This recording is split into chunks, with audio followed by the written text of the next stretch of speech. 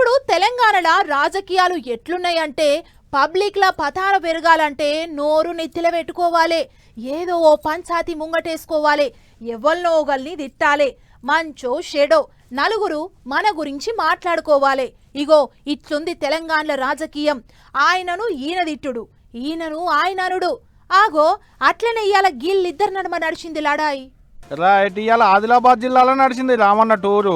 తొలత సిరికొండ మండలం పొన్న అనేటి ఊళ్ళో ఉండేటి రైతు వడ్ల కల్లంలో బలిమికి పానం తీసుకుంటే ఇవాళ వాళ్ళ ఇంటికి పోయి వాళ్ళ ఇంటి వాళ్ళని మందలు ఇచ్చిండు సారు.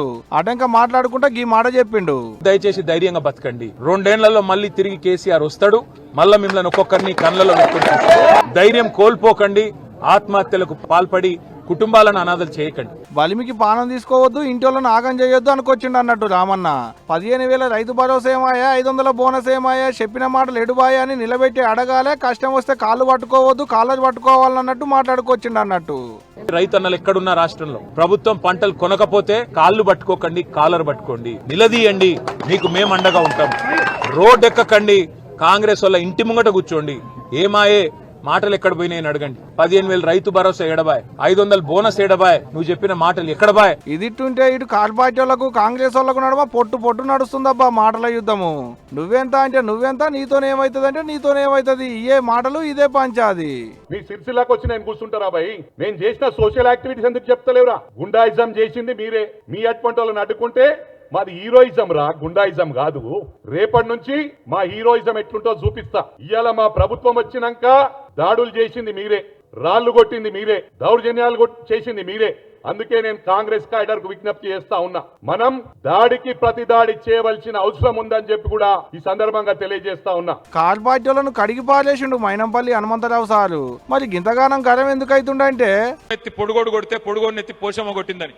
నేను గూండాను, నేను రౌడీని, నిన్ను కొట్టే గూండాలు రౌడీలు మా కాడ కూడా మస్తుకున్నారు, నేనే ఇక్కడ ఉంటా, అవసరం అయితే మీరు భయపడవద్దని చెప్పి కూడా నేను కోరుతా ఉన్నా. ఏమీ చేయలేడు, ఎవ్వడు ఏమీ చేయలేడు. ఎంత పెద్ద రౌడీ అయినా గూండా అయినా ఏం చేసేదేమి లేదు, మిమ్మల్ని ఏ రకంగా కూడా ఇబ్బంది పెట్టేదేం లేదు. పొరపాటున ఒక కేసో ఏదో అయితే తప్పకుండా మేమే వస్తాం, దగ్గర ఉండి ఇడిపించుకుంటాం.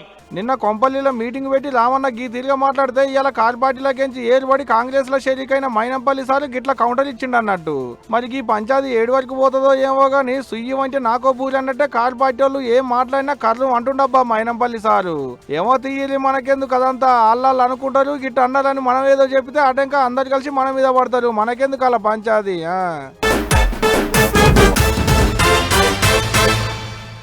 ఈ నెల 30 తారీఖు నాడు తెలంగాణలో రైతు పెట్టుబడులకు అకరకొచ్చేటట్టు రైతు భరోసా పైకం విడుదల చేస్తుందని మొన్న చెప్పుకున్నాం కదా.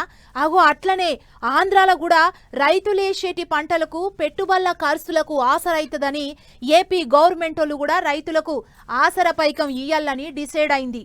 ఇక ముచ్చటేందో ఓ మళ్ళీ కలుసుకొని వద్దాం పాండ్లి. సెంట్రల్ గవర్నమెంట్ వాళ్ళు ఇచ్చేటి పీఎం కిసాన్, రాష్ట్ర సర్కారు వాళ్ళు ఇచ్చేటి అన్నదాత సుఖీభావ పైకం విడుదల చేసిండు ఆంధ్ర సీఎం చంద్రబాబు నాయుడు సారు. అంటే ఆనకాలం పంటలకు పెట్టుబడులకు తిప్పలు కావద్దని రైతులకు గవర్నమెంట్ ఇచ్చేటి పైకము. పల్నాడు జిల్లా చిలకలూరిపేట మండలంలో ఉన్న లింగంగుట్ల అనేటి ఊళ్ళో మీటింగ్ పెడితే కుర్దు సీఎం సార్ వచ్చిండు, కటకొత్తి నిధుల్ని విడుదల చేసిండు. సెంటర్ వాళ్ళు ఇచ్చేటి పీఎం కిసాన్ పైకం కూడా ఇవాళ విడుదల చేస్తున్నారు కాబట్టి ప్రధాని మోదీ సార్ ఆన్లైన్ లోకి వచ్చిండు. టీవీలో మోడీ సార్ మాట్లాడుతుంటే రైతుల నడుమిట్లో కూర్చొని సార్ చెప్పేటి ముచ్చట్లన్నీ నిన్నాడు సీఎం चंद्रबाबू नायडू साहब। देश भर की सरकारों के मंत्री भी जुड़े हुए हैं।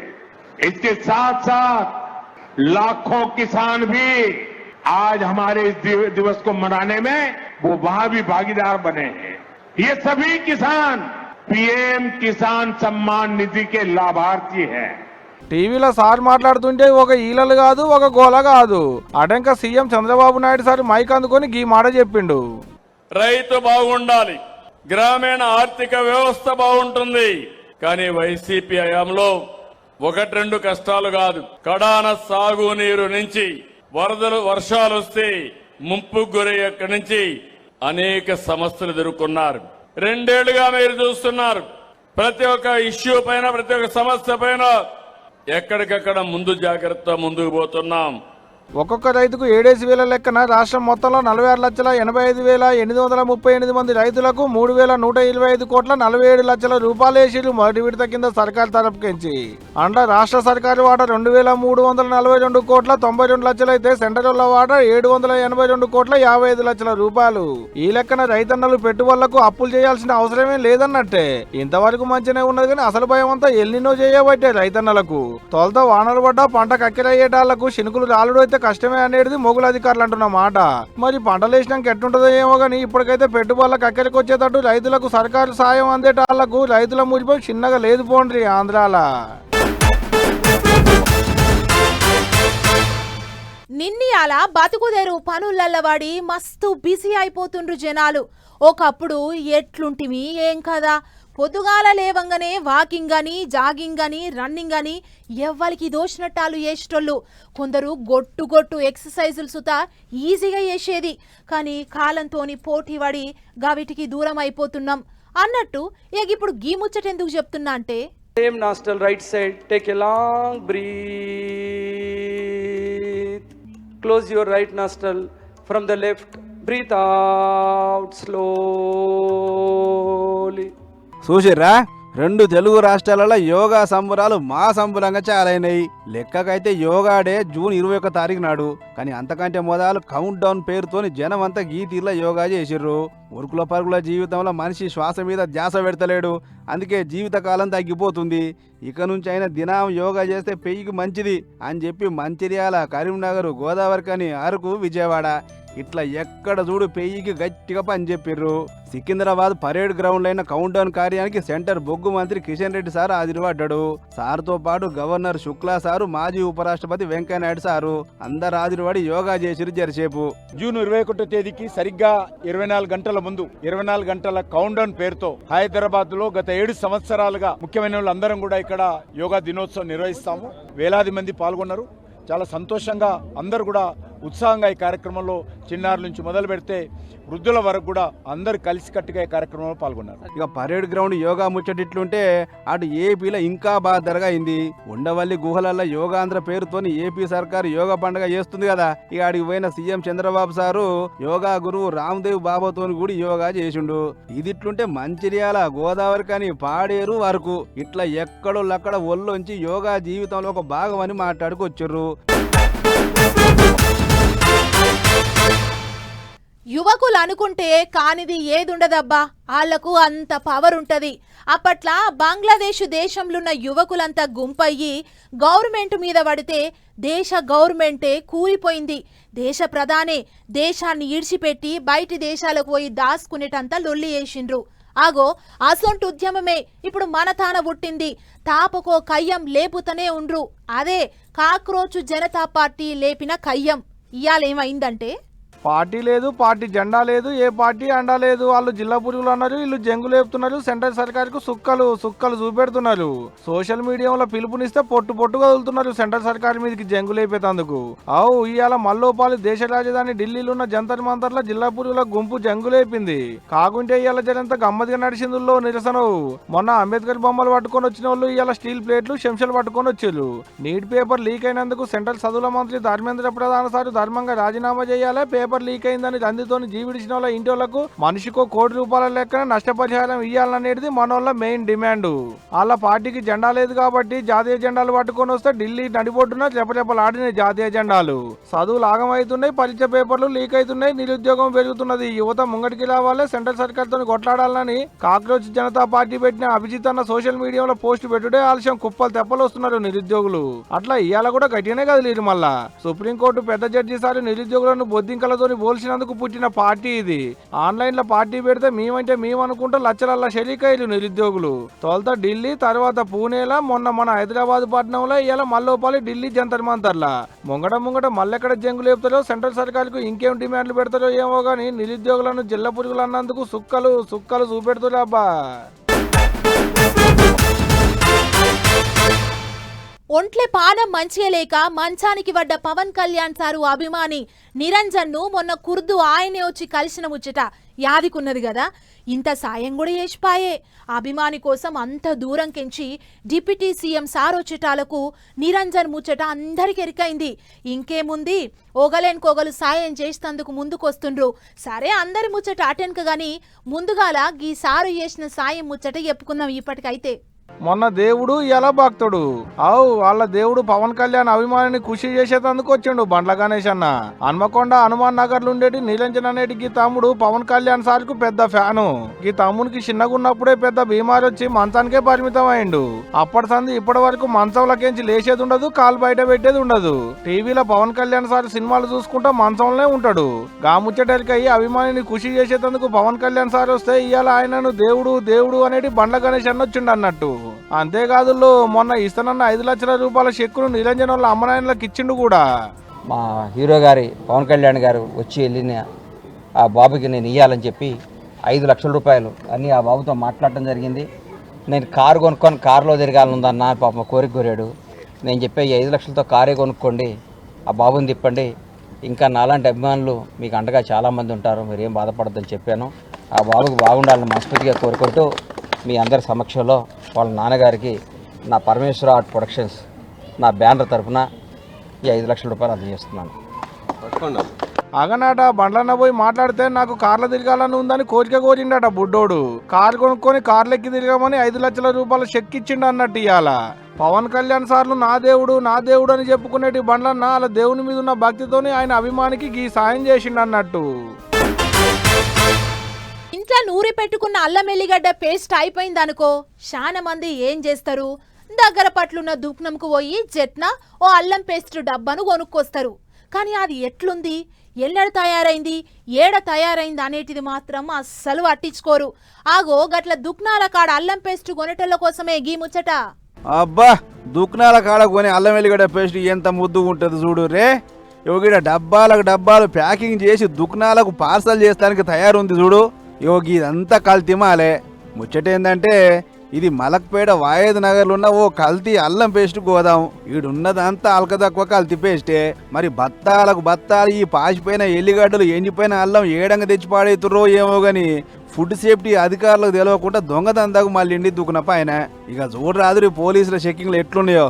ముక్కకాడ పెట్టుకొని మురక చూస్తే అచ్చం అల్లం పేస్ట్ లెక్కనే ఉందాట గాని ఎక్కువ రోజులు ఖరాబ్ కాకుండా ఉండటానికి అడ్డమైన ఇస మందులు కలుపుతున్నారు.